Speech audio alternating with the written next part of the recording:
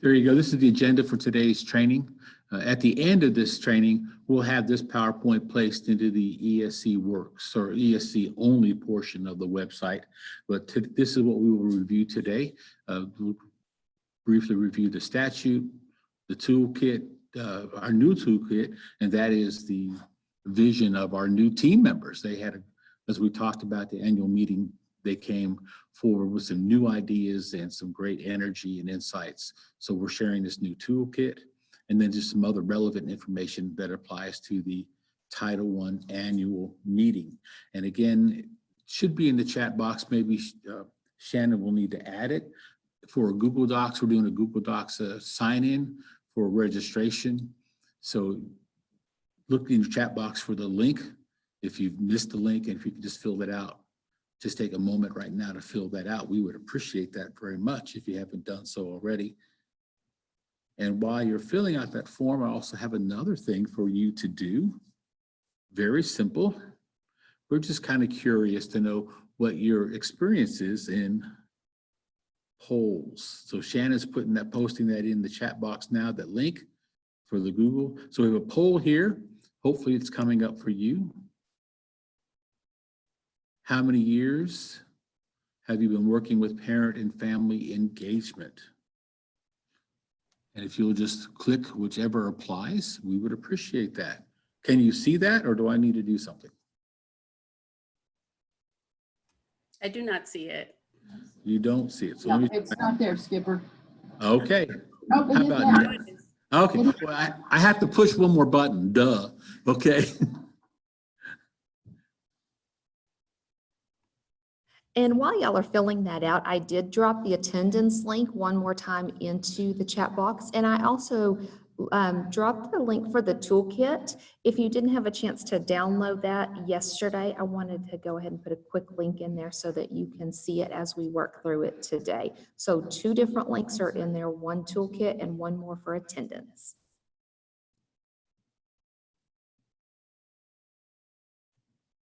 Give you just a few more seconds to put in your vote. There are 4 people that aren't sure yet how many years they're counting with their fingers, you know. Was it 3, 5? I don't know. I'm just teasing. 6 more seconds. 5, 4, 3, 2, 1. All right, that's great. That's 100% response. Appreciate that. Can you all see the results? No. So let me see if I push the next button. Okay, here we go. End polling. Do you see it? Can you see the results now? No. I'll try to share the results. Well, the results came up, and I'll share them, but I'm afraid if I share them, I might lose them. So less than 1 year, 45%, 1 to 3 years, 14%, which is 3 replies, 4 to 7 years, 18%, 4 replies, and more than 7 years, 23%, 5. And so of that 45%, less than 1 year, that was 10 of you that said you haven't had much experience with parent and family engagement. So we have a range there, which is understandable and pretty normal. Of course, if you had taken the long view, you could have said, well, I've been in a family since birth, so I have a whole bunch of years of knowledge about parent and family engagement, but that's a different view. I'll hit share results, see what happens. Can you see the results now? And see, when we were practicing, it didn't work this way with us because we didn't have an audience. So thank you. So you taught me something already. So I appreciate that very much. So you can see the results there. So we do have a diverse background of experience here. So we do hope that you'll find today's training very useful, the first of 4 that we'll be doing with you all. Okay.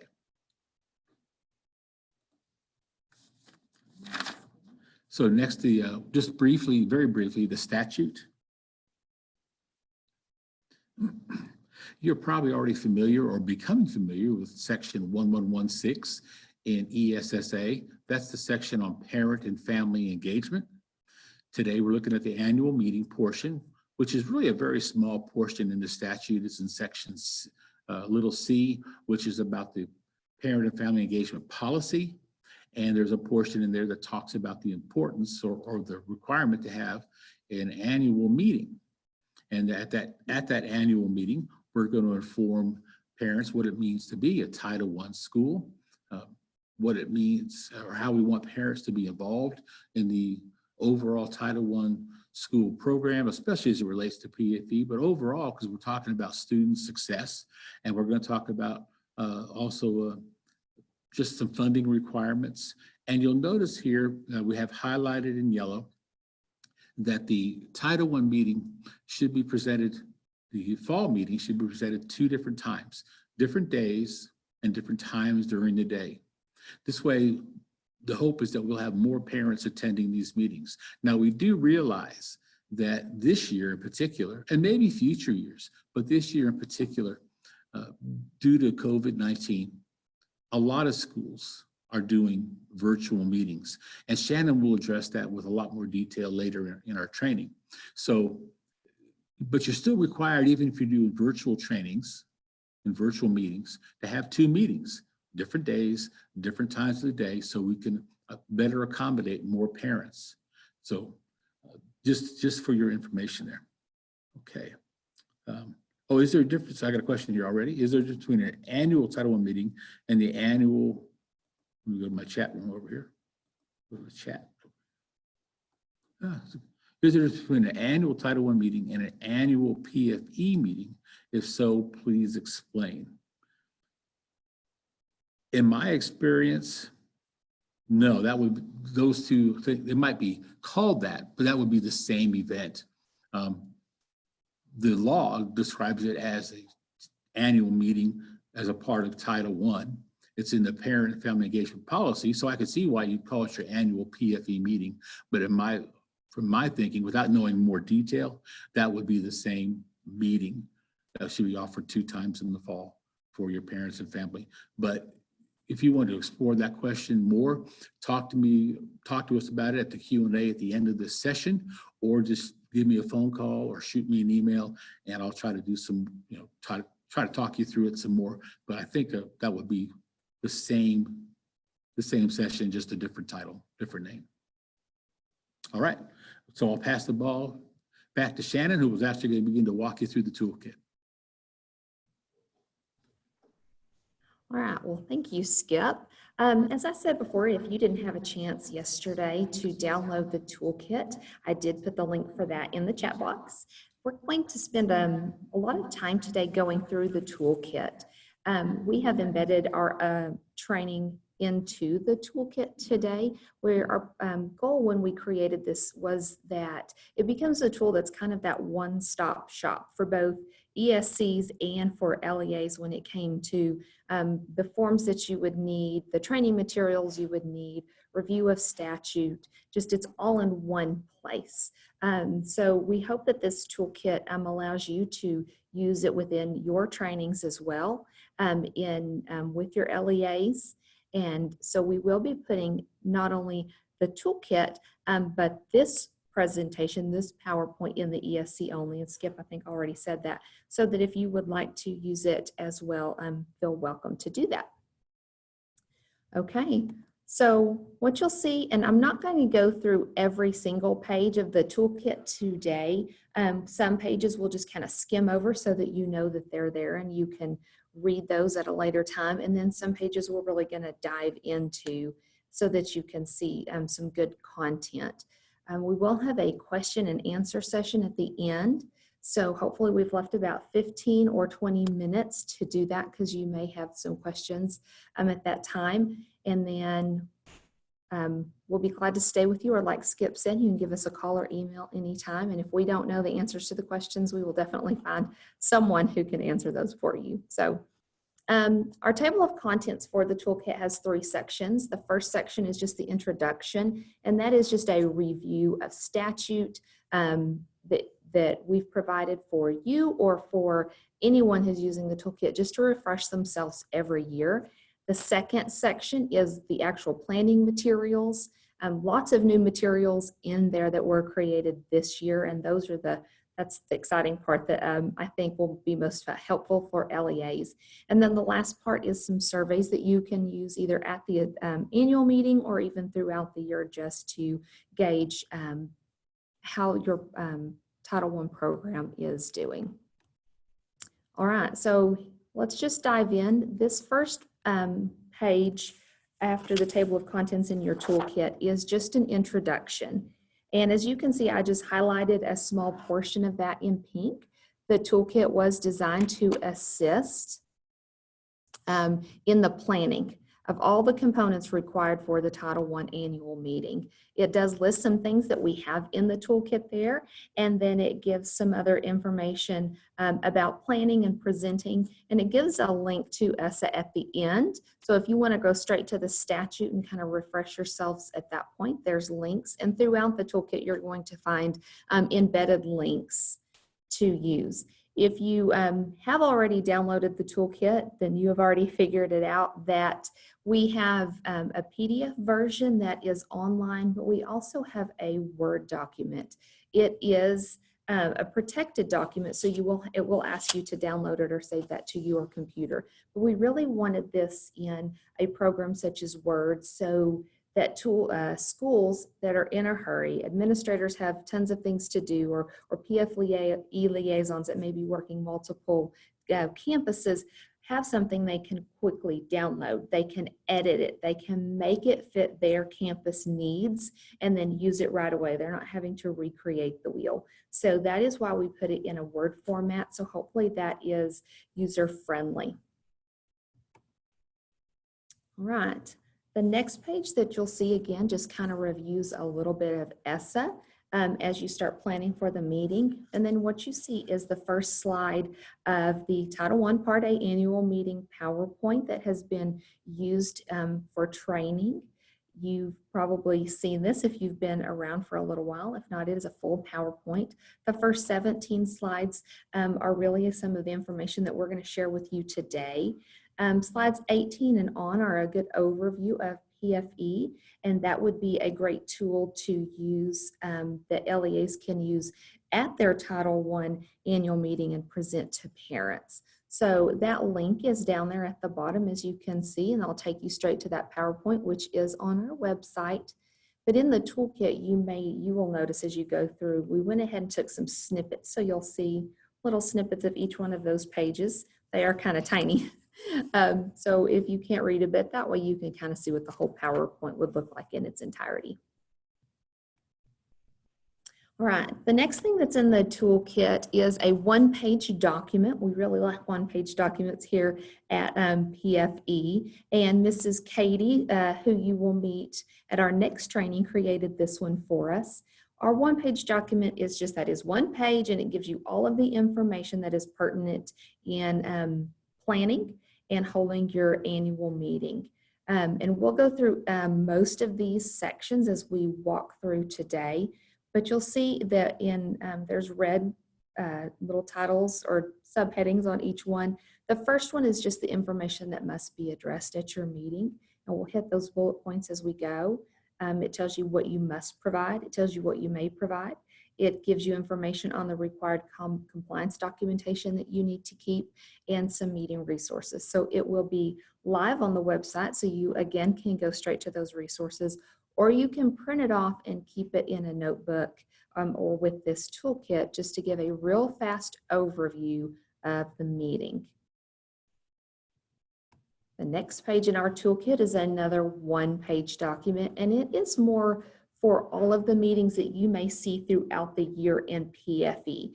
The statute requires a flexible number of meetings throughout the year, not just for the annual meeting, but for other parent involvement meetings that you may have when you're looking at reviewing your policy or compact or providing family trainings like homework help or just other meetings you may have throughout the year. So it just reviews the statute as a whole and what you should be looking for when you're planning maybe a spring meeting or things like that.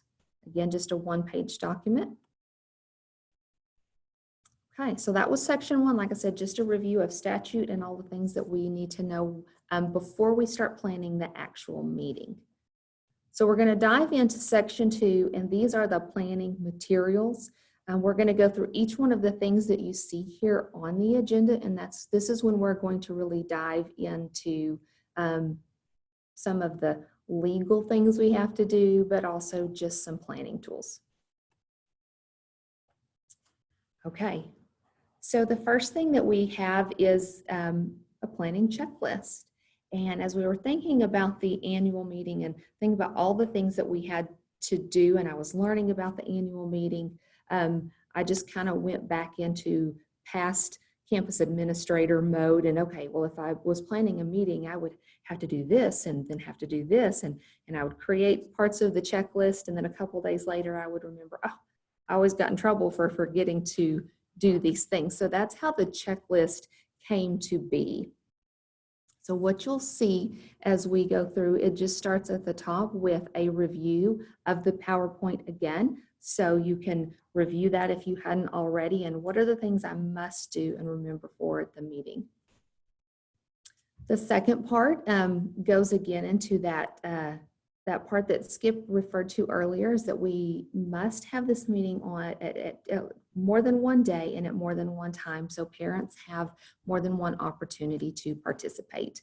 So in this section, you'll notice it has a meeting number 1 and a meeting number 2, and it has a date, time, and location places where you can actually go in and type or write when and where those are scheduled. Now, right now in our virtual world, those would be online, but during a normal circumstance, that could be looking at, can I have one meeting at the school? Or maybe I want to have a different meeting somewhere in my community, like a community center, or a church, where parents would feel welcome to come, and give them some different options. You'll notice over on the right-hand side, and I'm using my hands pointing to it like y'all can really see what I'm pointing to, but it's a habit, so we'll have to all get used to that.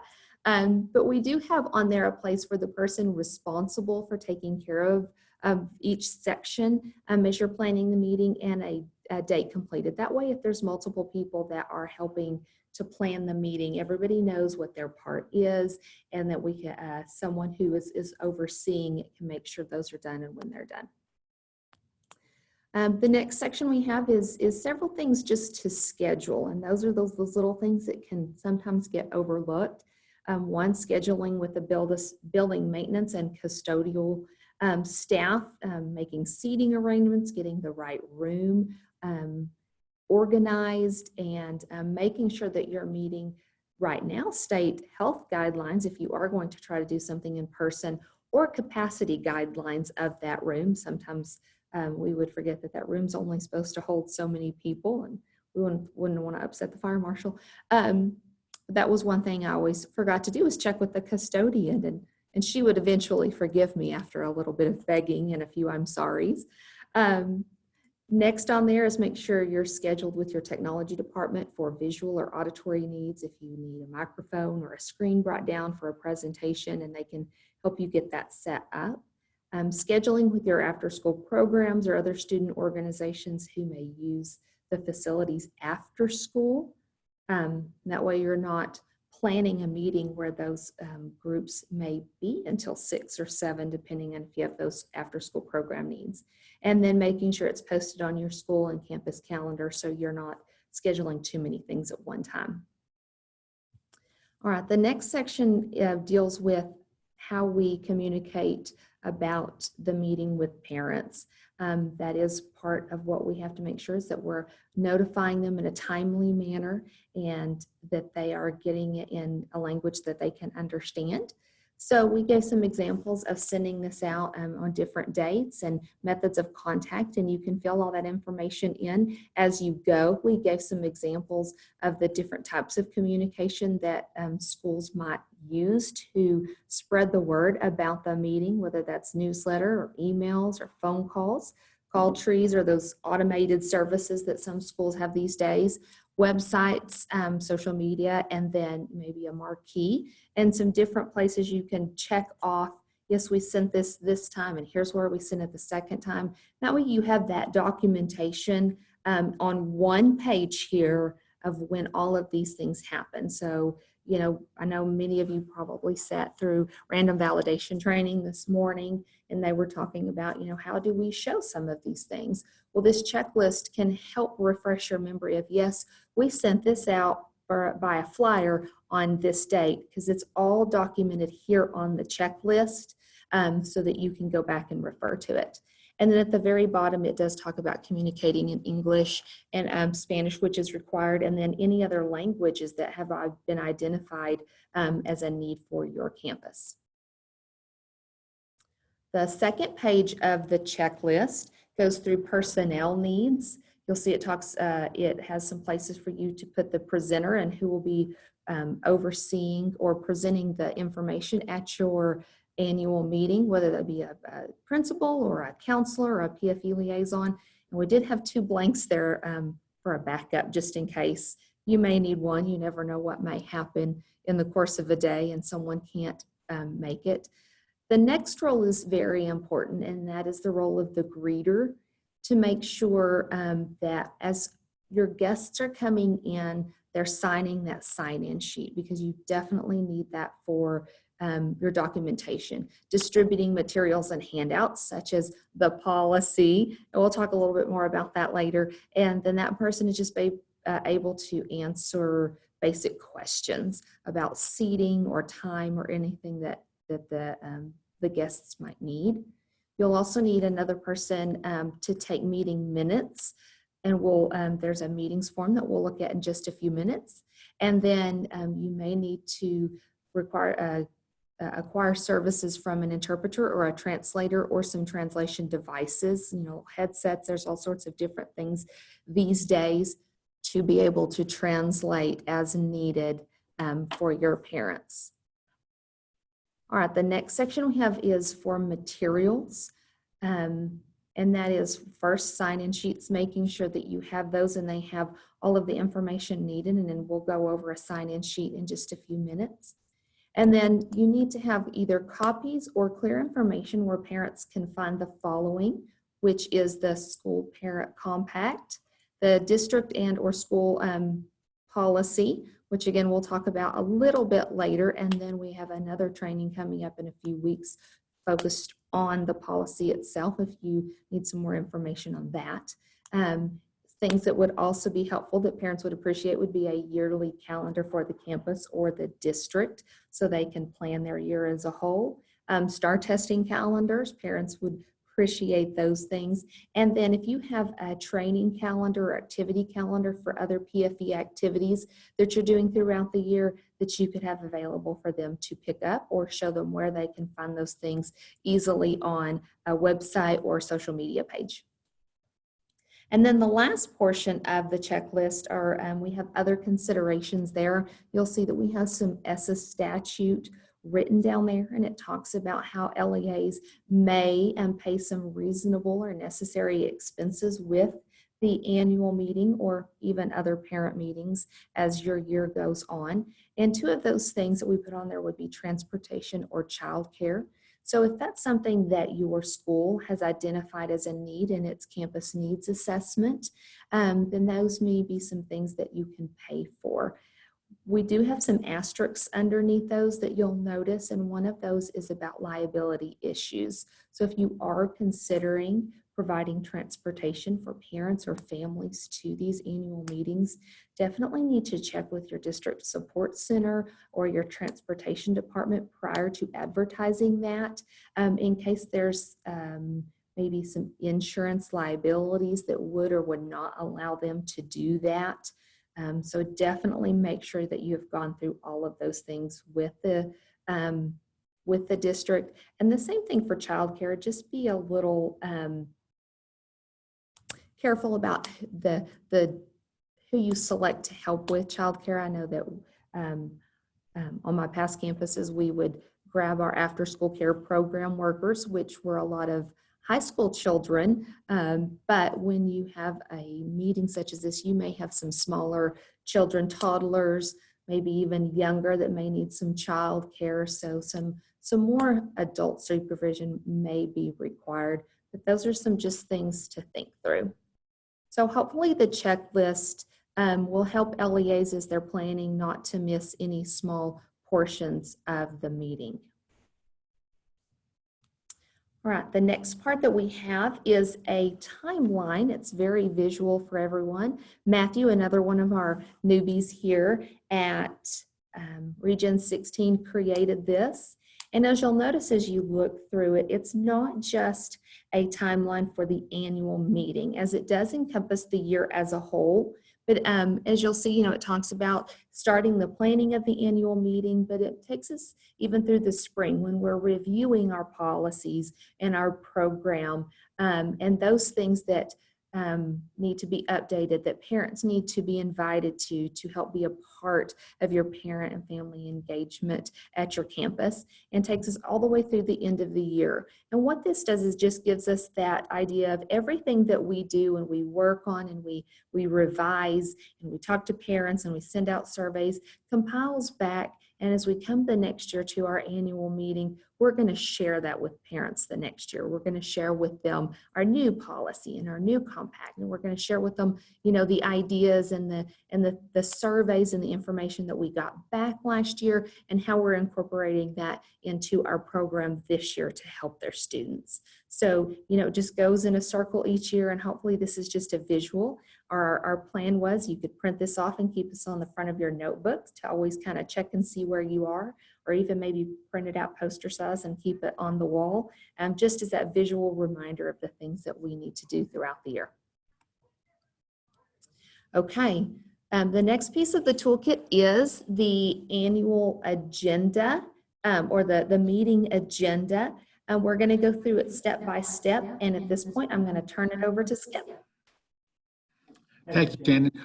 About the visual you just showed, you might think about it like going on a trip, and you have your family trip and you're saying, where are we going? Where are we going on this getaway? Where are we going on this vacation? Where are we going on this journey?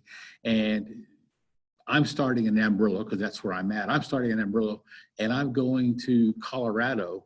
That's where I went this summer. Woo-hoo. And then you go to Colorado, but I'm not just going to Colorado. I'm going to places in Colorado. And I had different stops along the way. And that's kind of what that visual provided to you. You started with the annual meeting, and the annual meeting kind of charts the course for the school year. It's not just information. Hopefully it's inspiration for what you'll be doing during this next school year, and it walks you through, and then you get to come back a year later at another annual meeting and report the good things that have happened, and of course your vision for the next part of your journey. So the annual meeting includes a variety of pieces. You can see here there are things that we have to be sure you cover in your annual meeting. But as we talk about the Title I Part A program, you will explain briefly what a Title I Part A program is, and I want you to emphasize that it's more than just funding. It is funding, of course, but it's more than funding. It's really about a program. It's about services. It's about providing the right kinds of strategies that will help children be more successful in school. It's really about closing that achievement gap. There are some students that are exceptional academically, and there are some students that struggle academically. And really, the idea is by having these Title I funds, we can apply those funds to specific uses, specific needs to close the achievement gap, to make it possible for those that are struggling to be more successful academically. So whether it's providing remediation or after-school programs, or maybe an additional teacher, whatever it might be, whatever kinds of strategies, investing in certain kinds of technology, whatever it might be, using new kinds of tools and strategies to help students be more successful. That's what we're talking about here. We're trying to elevate and lift up our low-performing students. Next slide, please. Oh, okay. Yep. And so this is just really quickly, it's a graphic that just shows you the information that we need to address. So we're going to talk about these pieces here in a few minutes, but it's just a really nice visual. Thank you. Next is the use of funds, these next few slides. School districts do receive funding, and then they have to determine how to use that funding, not only for the overall Title I program, but also specifically for the parent and family engagement requirements within the Title I program. If a school district receives $500,000 or more, as you've heard by now, at least 1%, we call it the set aside, or the PFE set aside, at least 1% must be set aside for parent and family engagement activities. Now, we hope it might be more than 1%. We certainly know of districts that do set aside 2% or 3% or 5%, and and you set aside more. If your district, and there are lots and lots of small districts in Texas that don't receive $500,000. In fact, if I recall correctly, it's something like 60% of our districts or more don't even receive $500,000. They are not required to set aside 1% for parent and family engagement.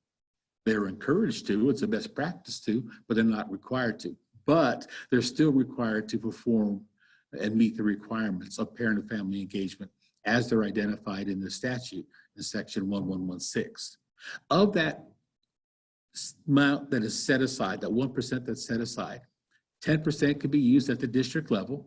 It could be used at the district for marketing, advertising, for various administrative costs. The other 90% needs to be distributed to the campuses to be used for their programs and activities. And so, and when those funds are funneled to the campuses then have responsibility to explain to the parents how those funds will be used for parent and family engagement, and also to receive input from parents about what their expectations and hopes are and what their ideas are about how maybe those funds could be used for parent and family engagement. Maybe it's for bringing in a speaker, maybe it's for providing specific kinds of training, maybe it's for attending a conference, maybe it's for different kinds of activities that the parents think would be beneficial for building their capacity. But there needs to be a conversation. The parents have a voice, so there needs to be a conversation between the school and between the parents about the use of funds at the campus level. Next slide. So you can see it here, just in a nutshell. The overall Title I funds, the purpose of that is to provide a high quality education, and then specifically with the parent and family engagement piece, we want to engage parents so that they are partners, so they are advocates, so they are decision makers, and we want to be sure that we identify the use of funds in our district improvement plan, in our campus improvement plan. We want to be transparent about this with our parents and with the school and community as a whole.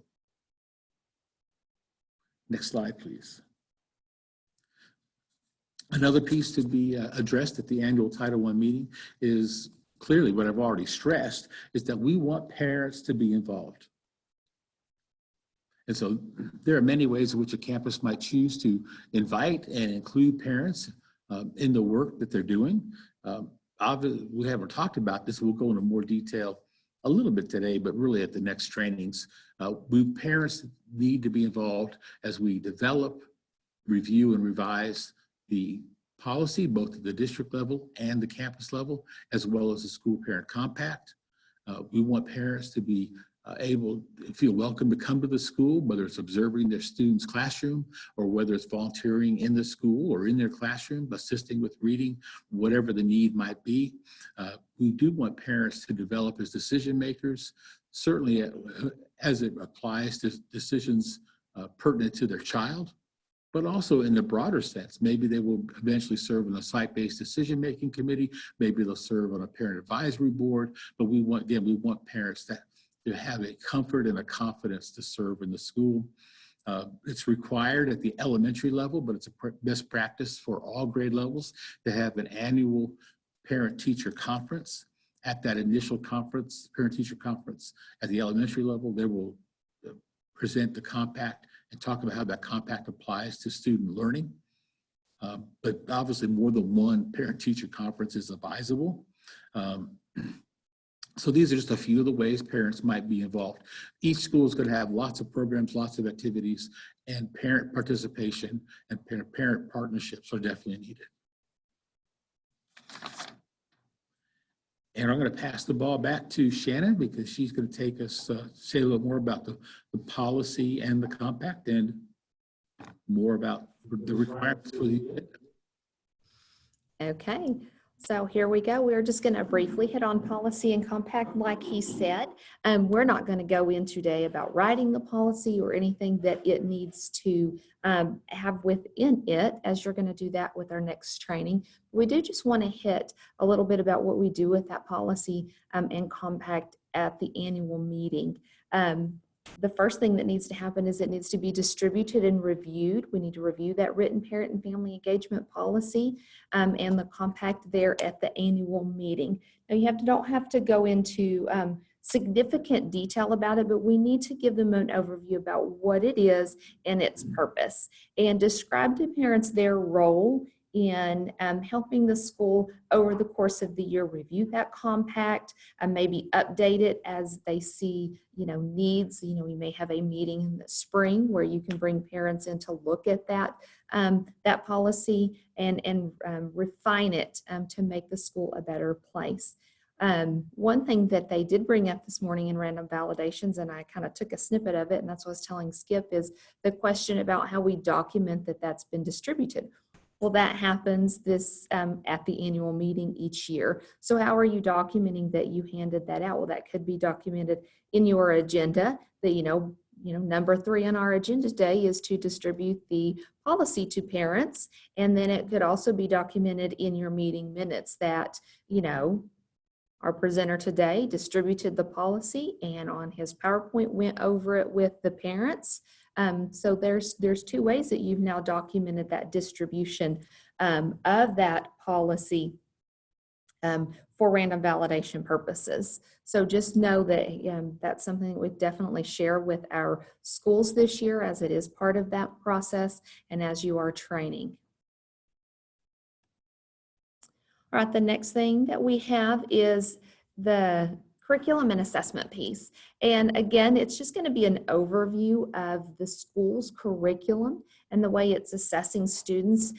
During the annual meeting, you're not going to have time to dive into, what does reading look like at the 2nd grade level, and then at the 3rd grade level, and then at the 4th grade level. You don't have time for that at this meeting, but it's giving that broad scope of the curriculum that is used on your campus as a whole. For example, you might share with the parents about the Texas Essential of Knowledge and Skills, or TEKS or TEX, whatever your argument is on how that is pronounced, and how those are the basic standards that teachers teach every day to all students, and that's just that guide that drives them to what they have to teach. Then they could explain and move that on to how the state standards align and how they're assessed at the end of each year on our STAR testing, and explain to parents how those 2 connect. So they see that STAR test at the end of the year really is, testing students on the curriculum that is being provided by teachers every year and help them make that connection.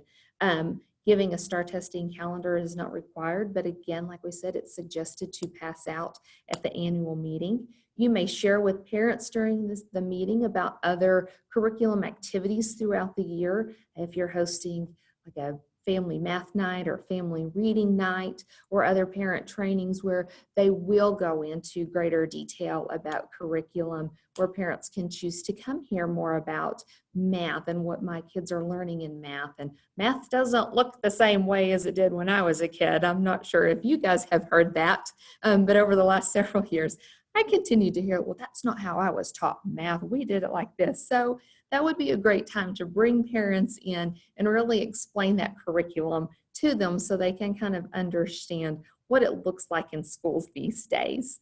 So just giving them that overview and then inviting them back to your campus. All right. What you're going to see is we are still actually on the agenda page in the toolkit, but I took and kind of half the page so it can be a little bigger. So we're down towards the bottom of it. And so you'll see that it says the following may be addressed at the annual or at the Title I Part A annual meeting. So the may is the key word there. Everything before now is a shall. Now, just because these are mays, it really is best practice to continue to share this information at this time. And the first thing we're going to look at is the parent's right to know. So parents do have the right to know, and it is our job to inform them that they may ask or request information on the professional qualifications of the teacher or teachers who instruct their child on a regular or daily basis. So it's not something that, you know, you're going to hand out at the annual meeting. You're not going to give all of the parents a 10-page document that shows all the qualifications of every teacher on the campus.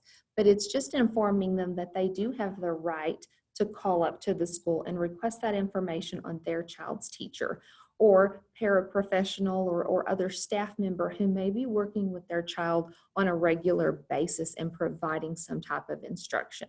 So they can request information on those paraprofessional staff or any other emergency provisional statuses that a teacher may be under that may have been waived at the time by the district according to state guidelines. The other one talks about that schools shall also provide. Again, this may not be, and some of these can't be provided at the annual meeting, but we wanted to have this in there just in case, that there's going to be information on levels of achievement of growth for the state assessments. So that's something good to share maybe during the curriculum piece at those meetings is, you know, at the end of the year when the students have taken their STAR tests or whatever assessment they're taking at that time, you know, how does that affect my student? How are you going to provide me with information about how they did on that assessment? What does that mean moving forward for my student next year? That all of that information shall be provided some way, so letting them know up front what that will look like through the course of the year. And then also a timely notice when a student has been assigned or had a teacher for 4 or more consecutive weeks, so 4 weeks at a time without a break, that's not meeting the state certification requirements for that grade level or subject area. That usually happens when teachers, for example, are on maternity leave for 6 or 8 weeks and they have that long-term substitute that may not be highly qualified in just that grade level or subject area. Maybe they are a retired teacher who used to teach, you know, 6th grade math, and now they're going to teach 7th grade reading while the teacher's on maternity leave. Or when someone has surgery or could be out for a long time, that we do have to provide that timely notice to parents. All right, the next one, I'm going to turn back over to Skip so he can talk about additional meetings. Shannon, can I interrupt for just a minute? Of course. One thing that I want to let you guys know, the Parents' Right to Know letters are posted on our website, and they're also under the Title I section at TEA. They're the same letters that we use on our website as well as TEA's website. But being new, you might want to pull those letters down and share them with your staff. Thank you, Shannon. Okay. That's very useful. Thank you. The statute requires for parent and family engagement, it doesn't say a spring meeting, but it does say the district is required to provide, to perform an evaluation of the parent and family engagement policy and the overall school program for parent and family engagement.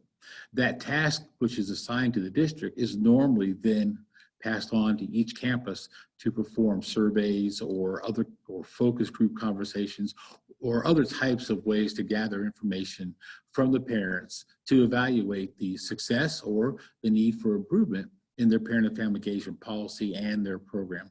But in many campuses, they have what's called a spring meeting. So you aren't going to see the word spring meeting in the law, but that's usually what happens. So oftentimes after the new year, as you move into the second semester, you begin to have evaluations. Now, ideally, you should be evaluating and assessing and reviewing your program after the annual meeting to the end of the school year to see what kind of progress you're making, to see how you're improving, to see maybe where there are deficiencies. That should be actually an ongoing process, but we do have the requirement to do an evaluation of the program. That's usually done through surveys, as I said, through focus groups and through other means by which to evaluate how successful you are. And because this meeting is required, or this process is required, if you do it in the form of a meeting, then you need to have 2 meetings, because we need to have multiple meetings at different days and different times during the day so we can get more parent input, more parent participation and involvement. So if you do a spring meeting, you're going to have 2 spring meetings. So we're trying to do this, as I said, to evaluate the program. We're trying to identify potential barriers. You can see what barriers are there. Barriers due to culture, language, economically disadvantaged, disabilities, whatever it might be. How do we address and overcome those barriers? So the surveys that are used should hopefully try to, the information gathered from the surveys, it will help us then to improve our overall program. We are reviewing the policy, we're reviewing the compact. We also at the spring meeting, if you have a spring meeting of some type, you want to talk about the policy, the compact, how you're going to get parents involved, how you're going to review it, what's your process, what is your timeline? So get parents involved in that. You'll be at that point looking at your grant program for the next year. So you want to remind parents about the funding, how the funds have been expended during this past year, what kind of funding you're expecting for the new year or for the new school year, and then how will those funds be applied specifically for parent and family engagement. Great time to gather input from parents about your funding program or about the funding for your program. And then if you have any other important dates as the school year comes to an end, or even events that are going on during the summer with summer school or summer remediation or other kinds of events, you want to provide that information to the parents at your spring meeting if you have that sort of meeting. And most campuses do. Next. And as you can see here, other kinds of meetings that you might have, we've already talked about policy and compact review and revision. You're required to involve parents also in the development or the review and the revision of the campus improvement plan and the district improvement plan. Parents might request a certain kind of meeting or training. So if it's reasonable, you want to try to accommodate that. And then of course, just the overall annual evaluation. And Shannon's going to talk to you now about some of the forms that we have that we've provided that might help you as you conduct your annual meeting. Okay, well, I scrolled through the chat box real quick, and so there's a couple questions that we'll wait until the end to answer, but one that I wanted to make clear if I hadn't beforehand is about the use of the toolkit. So yes, this toolkit is on both the ESC only site, but it's also on our public site under the annual toolkit, and we want you to share, use this at your trainings, let your LEAs know that it's out there. We want it in their hands. We want them to use it. We want it to be a tool that makes that meeting easier so that they are doing it, so they're doing it with fidelity, and they're getting more excited. We figure the easier we can make some of this on schools, on campus administrators, on those busy staff members, we can make it easier, they're more than likely to do it. And then they're more than like, oh, that was easy. Yeah, we can do the next one. We want them to look forward to doing these activities, to have parents on their campus. So we really want these kind of tools to get in their hands so that they can help boost their parent involvement on their campus. So yes, share.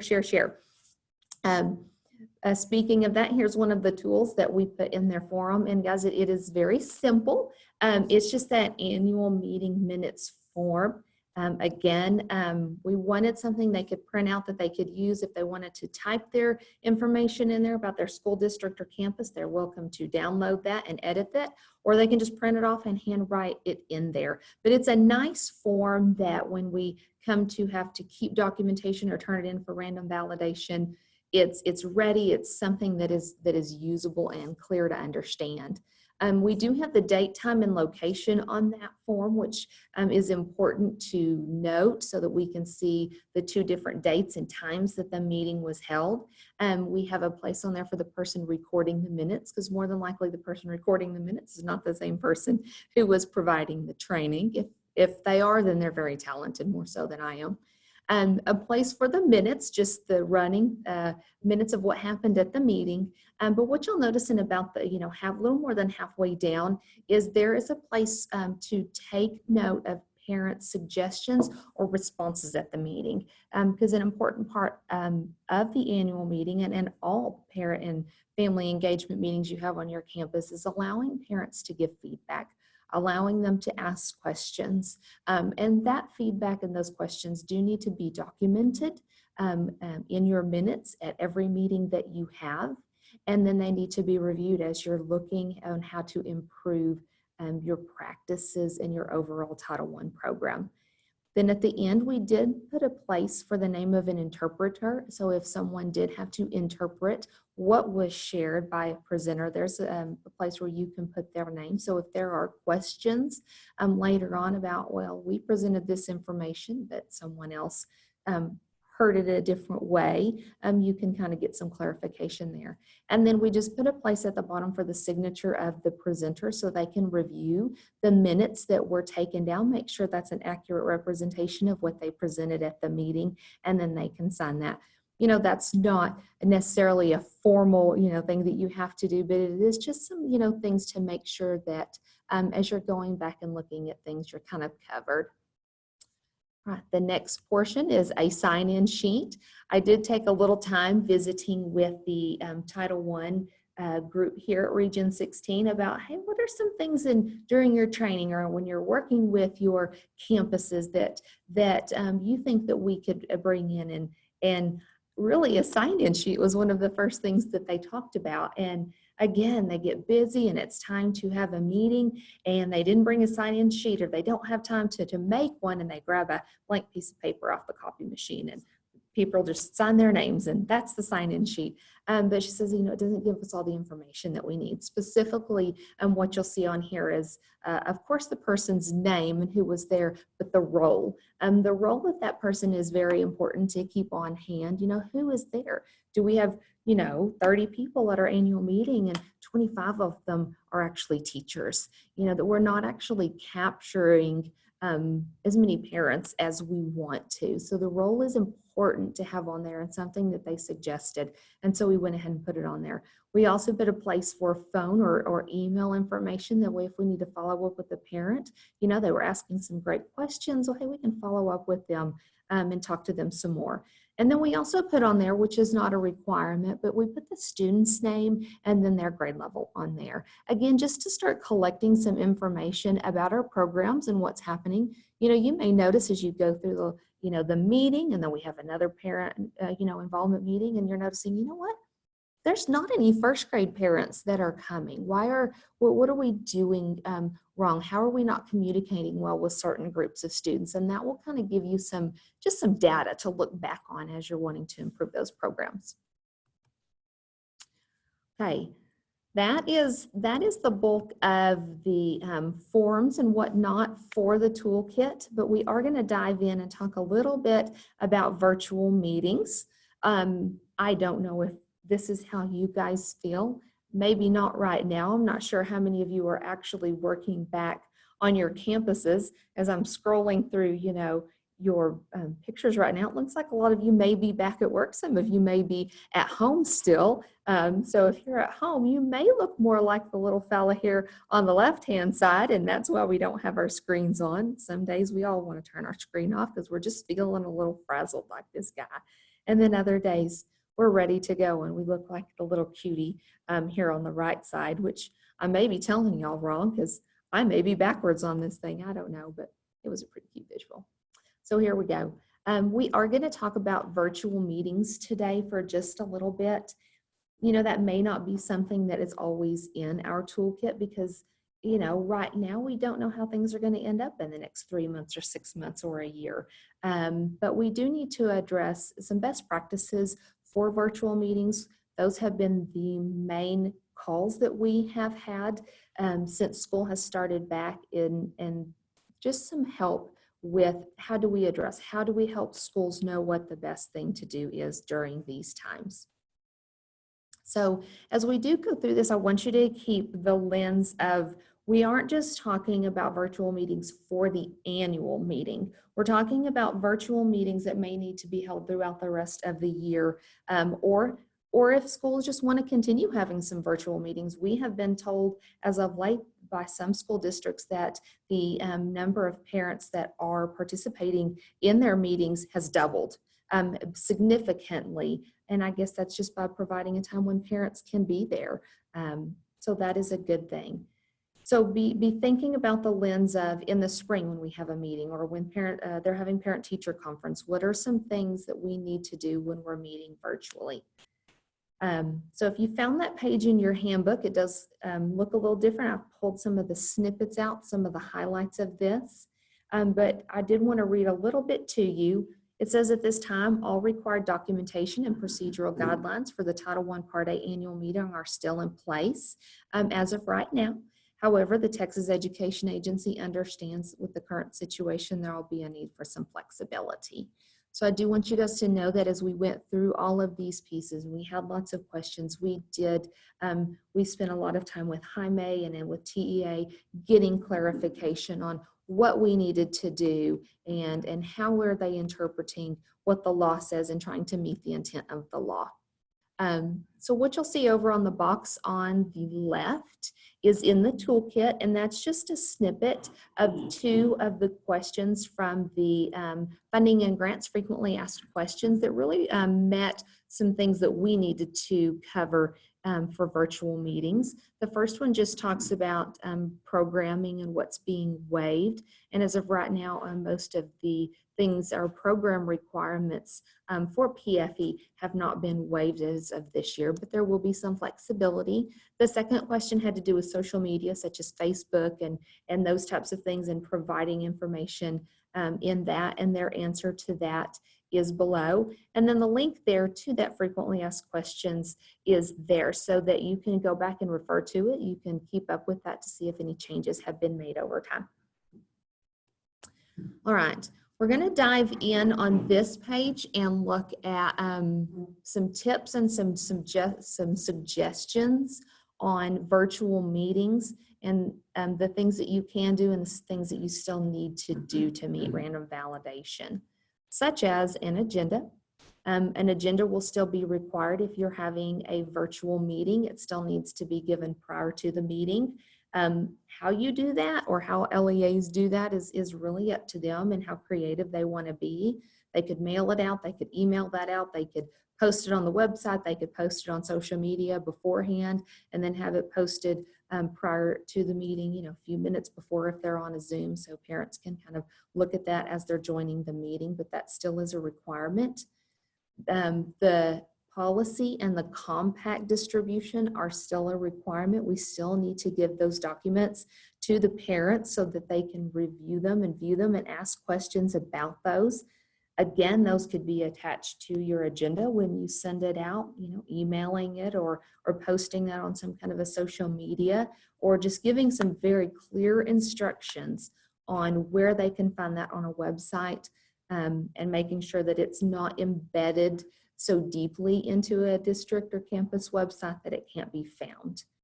Next, evidence of the meeting time and date. So you still need to have documentation of how you advertised the meeting, and that you held 2 meetings and that they were at 2 different times. Location, of course, if they're having to do virtually, that won't change, but definitely the dates and the times need to be documented. Meeting minutes, this could be a little trickier, but meeting minutes still need to happen, whether you still have someone that's recording minutes manually while they're watching someone present virtually.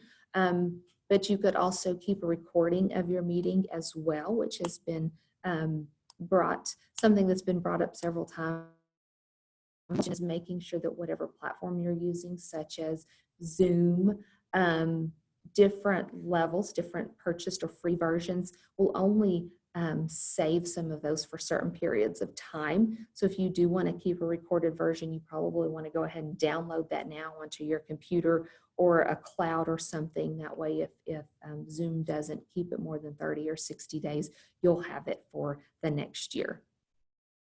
Attendance recording, that's been a bigger question, is how do we keep attendance if it's virtual? And at first we weren't really sure, but there's been a lot of creative ways of doing that, and we've learned so much through people here at our ESC and been given suggestions from people around the state, so thank you for that. So one that we put in there is the one that we use today. We created a Google form and we just put that link into the chat box so that you could go in there, and then that way when you pull that Google form out, later, it will put that in a spreadsheet for you, so then you have your documentation of the attendees.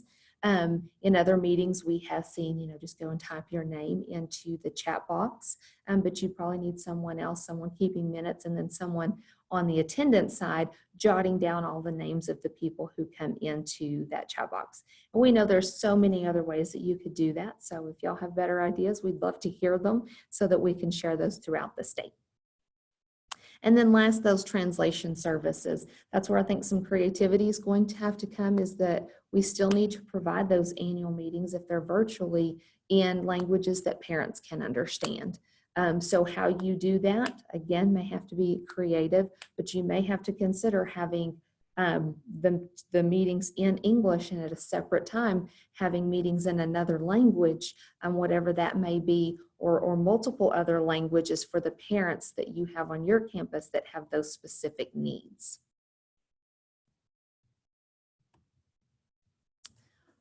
Also in the toolkit under virtual meetings, there's just a few different sections. I know you can't read them on here because they're small. So I was just picking things out, and y'all can go back and read them or find them as you need them. You may not need them, but just some snips about virtual meeting protocols and how to get those.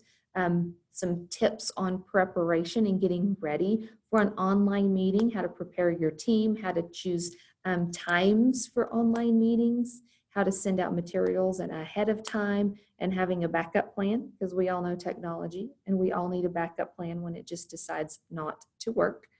And then just even a little snippet on technology, some things to consider, especially doing a practice run. Skip and I have done a few practice runs working with some new technology, some new software that, oh, I was so excited, and I found this little thing online, and this is how you use it, and I saw this at a webinar the other day, and it was so cool. And when I tried to use it, it flopped, didn't work out. So we had practiced that, and I'm so glad that we did, because I would have looked a little silly today, but that's always important to do a dry run and make sure all of your technology is working appropriately. All right, as we go through the toolkit, one thing you'll notice, and I only took a small snippet of this page, and there is a table in the toolkit, and it lists multiple different online platforms that could be used to do virtual meetings on a campus. We put this in here so as campuses begin looking at what they're using, or maybe what they're using isn't working for them, or the toolkit's actually been out there for a little while. We were hoping that they could, as they begin this process, have some information on the different platforms that are out there. So it goes through different sources. It gives a brief description about what those platforms can do. And then the next two columns show the participant number that that version of that platform can hold, such as Zoom. There is free versions, or there are free versions of Zoom that you can use, but there are limitations to those. And some of those are changing. I've noticed one of those things since we published the toolkit. A few of those things are changing. Some are allowing a greater participant number as they're seeing that need. But that you could also see the cost associated. So if you needed, and your school needed more than 100 people to be able to be on one Zoom at one time, shows that you're going to have to go up to a paid version. Now, like I said, some of these have changed even since we published the toolkit, so we'll have to go through and update those, but it kind of gives you a good place to start. All right, I'm going to try to go through this one really quick because I think we're almost over our time, but some other meeting considerations. We had several phone calls that were made to us about recorded meetings, not having a live version of the meeting, but actually posting a recorded version. So again, we sought out some guidance and some assistance. And so we're sharing with you some information, looking at the law and then talking to people on what that could look like and the flexibility for this year. So at this time, it is acceptable for a campus to share a recording of the annual Title I meeting with parents, provided they're adhering to the requirements that we've listed below in order to try to meet the intent of the law.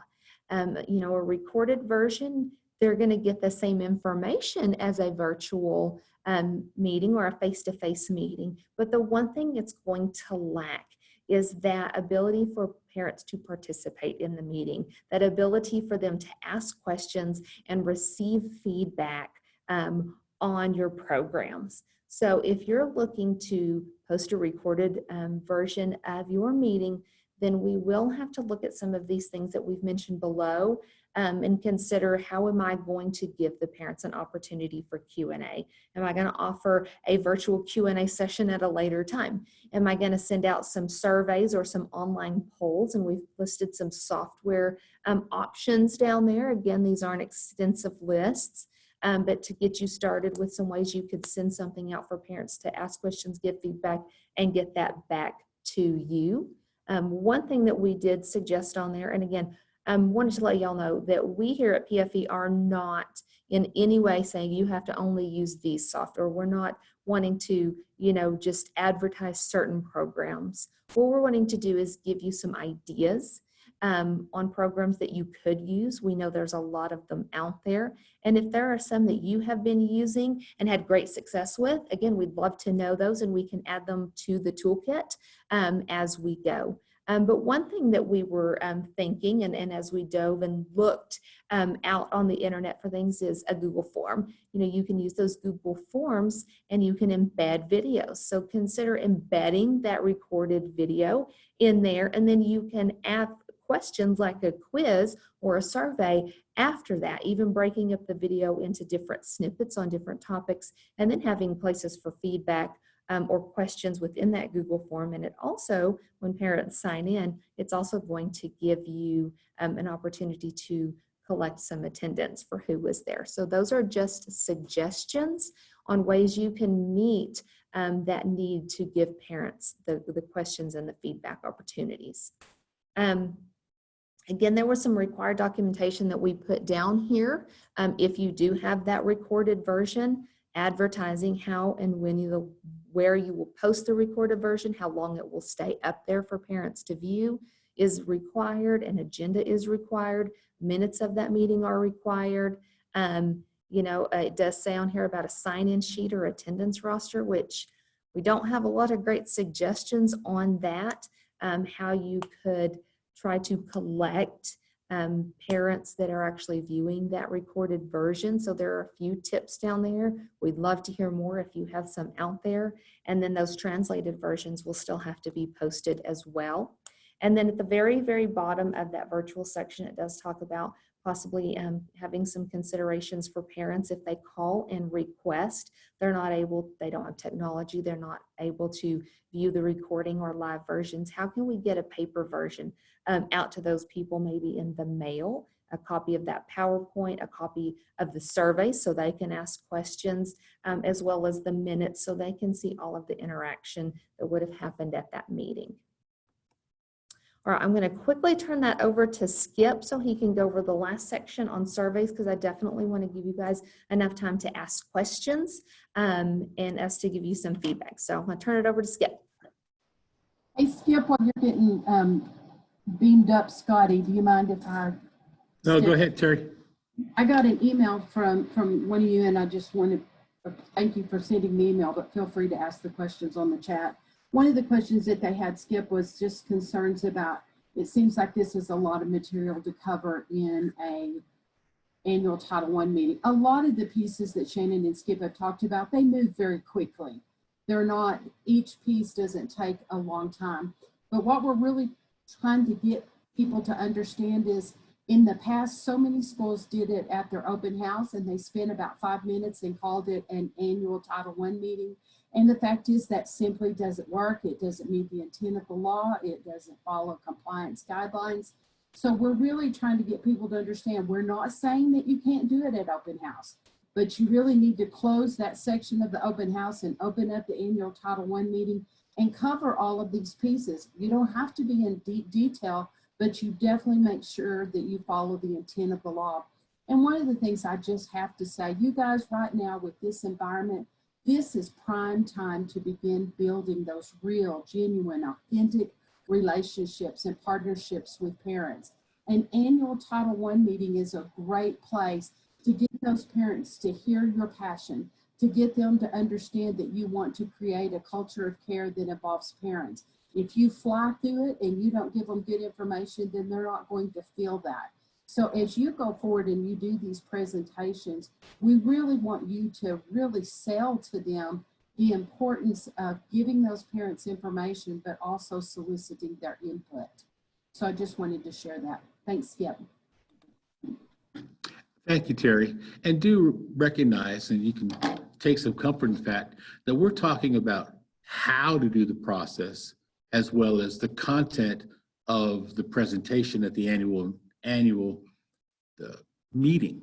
So there's a lot of stuff that we talked about the how. They would never come up in conversation. It might be a part of the training that you provide. In fact, it would be a part of the training you provide to your campuses. But when they do it, it's all done. So they take their 15, 20 minutes, 25 minutes, and it does take time to go through those required items. It isn't, like Terry just said, it isn't just a 5-minute meeting, or it shouldn't be thought of as merely a 5-minute meeting. Okay, but we're happy to talk about that with you at more length at the end of this session or at another time. I'm going to conclude here pretty quickly. The toolkit includes surveys. We have 3 different surveys. You'll notice that those surveys are in English and in Spanish. Or maybe we have 2 surveys, 2 or 3, and they're in English and they're in Spanish. You go to the next slide. Oh, yeah.